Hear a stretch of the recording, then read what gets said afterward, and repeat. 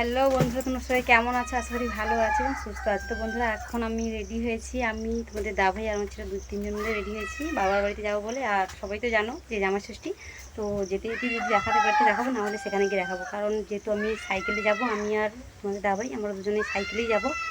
আর আমি একা সিঙ্গেল যাব, আর ও হচ্ছে ছেলেকে নেবে। তো চলো, যেতে যেতে যদি পারি তো দেখাবো, না হলে সেখানে গিয়ে দেখাবো। তো দেখো ফ্রেন্ডস, আমরা এখন বটতলার ভিতর দিয়ে যাচ্ছি, ঢালের রাস্তা দিয়ে। তো তোমাদের দাদা ভাই ও ক্যামেরা করছে, আর আমি সাইকেল চালাচ্ছি, ও পিছনে আছে, সেই জন্য ও ক্যামেরা করছে। এক হাতে সাইকেল চালাচ্ছে আর এক হাতে ক্যামেরা ধরে ক্যামেরা করছে।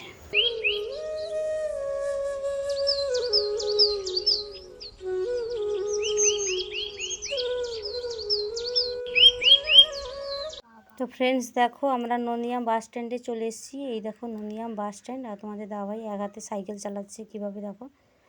তো চলো দেখো, এবারে আমরা আম দোকান। তো তোমাদের দাদা ভাই এখন আম কিনতে দোকানে ঢুকেছে। তো বাবার বাড়ি যেতে গেলে তো কিছু আম বা মিষ্টি এগুলো তো নিয়ে যেতে হবে, তাই না? তো চলো দেখাচ্ছে, তোমাদের দাদা ভাই এখন ফল কিনছে।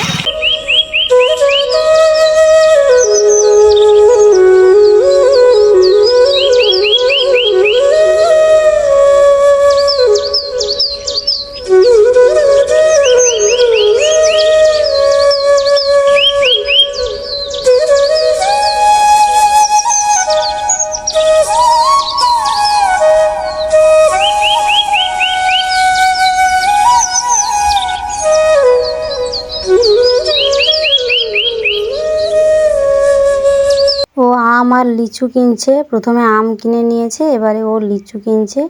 তো এবারে দেখো, ওই যে হেলমেট পরে আছে যে লোকটা, ওই লোকটা লিচু কিনছিল। তো আমার ছেলেকে দিয়েছে, বলছে তুই খা। আমার ছেলেকে দিয়েছে। আর তোমাদের দাদাভাই দোকানে মানে লিচু কেনার আগে লিচুর টক হয় না, সেই জন্য ও খেয়ে একটু টেস্ট করে দেখে নিল। আর আমার ছেলেকে ওই যে হেলমেট পরে আছে ওই দাদাভাই ওকে দিয়েছে, বলতে ওই লিচু খাচ্ছে। আর এদিকে দেখো আমার হাতেও আম আর লিচু কিনে দিয়ে দিয়েছে। আর সাইকেল দেখো যে শাড়িটা আছে, ওই শাড়িটা মাকে দিয়ে মানে দেবো বলে কিনেছি। শাড়িটা কেমন হয়েছে অবশ্যই কমেন্ট বক্সে কমেন্ট করে জানিও।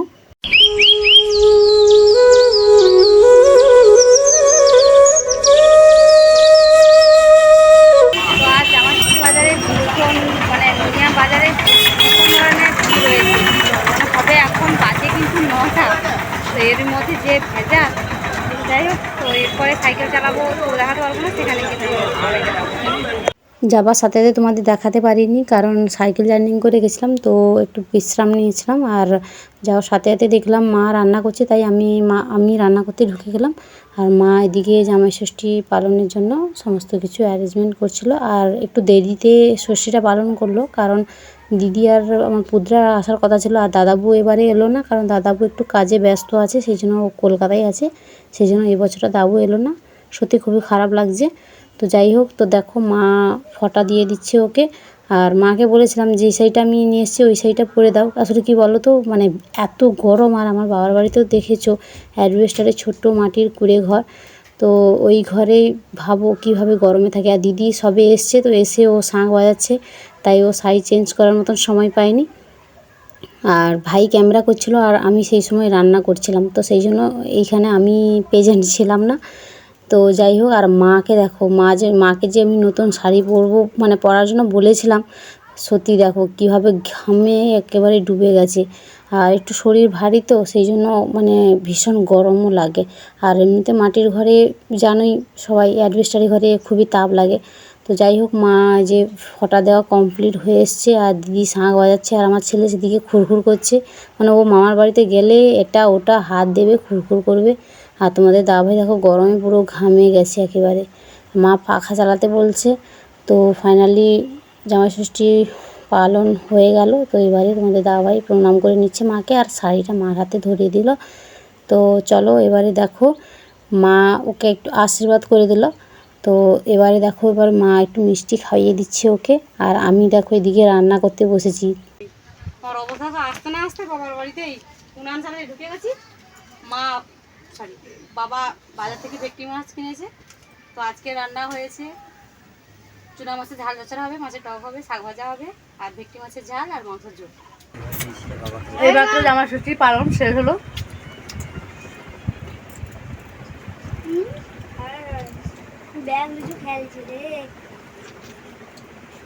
খুবই অন্ধকার এখানে।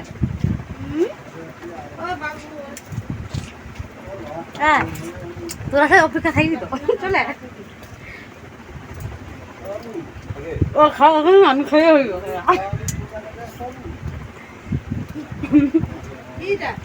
এই মাত্র রান্না করে আমিও বাড়িছি রান্না করে। আজকে রান্না শাক ভাজা হচ্ছে, চুনা মাছের ঝাল চচ্চড়া, আর ভেটকি মাছের ঝাল, সিলভার কাপ মাছের টক, মাংসের ঝোল। আর কিছু করছে না, কারণ এই গরমে আর কিছু খাওয়ার মতন কোনো ইচ্ছা বা রুচি জাগছে না। তো চলো এবারে একেবারে দুপুরে খাওয়ার সময় দেখা হবে।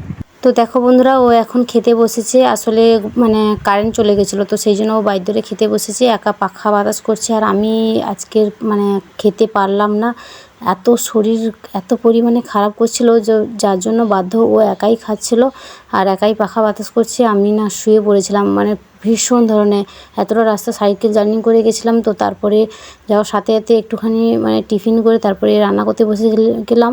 তো সেই জন্য এত শরীরটা খারাপ করলো। তো যাই হোক, বাদ বাকি ব্লগটা তোমাদের সঙ্গে সবটা শেয়ার করতে পারলাম না। এরপরে কি হবে তো বলে দিচ্ছি আগে থেকে। আসলে আমরা সকালবেলা গেলাম, কারণ বিকেলবেলা আমাদের বাড়ি ফিরে আসতে হবে। তো সেই জন্য তো ব্লগটি বেশি বড়ও করলাম না, তাই খাওয়া দাওয়া করে একটু বিশ্রাম নিয়ে তারপরে বাড়ি চলে আসবো বিকেলে। তো ভিডিওটি ভালো লাগলে অবশ্যই লাইক কমেন্ট শেয়ার করে দেবেন।